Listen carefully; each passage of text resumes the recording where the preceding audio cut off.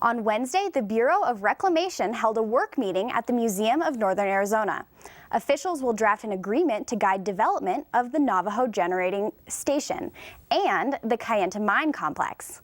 NAZ Today reporter Cody Turk has more. And Bureau of Reclamation is a business company. They're a business corporation.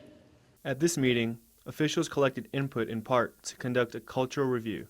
This began as a closed discussion on water and power. It took a turn when protesters showed up to make their voices heard.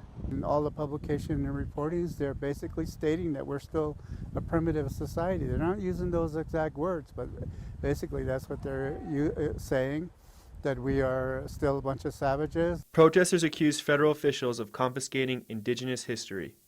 They claim mining interests have resulted in the desecration of millions of remains and artifacts.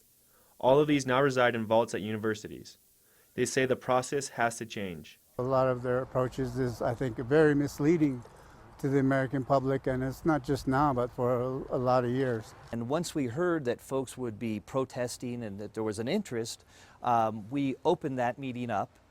We invited folks in, and we heard their concerns. And so I think that that was an important acknowledgement that there were other people here that had interests, and there was no reason not to bring them into this meeting. This is the first meeting of many to come in a process that will not likely end before 2019.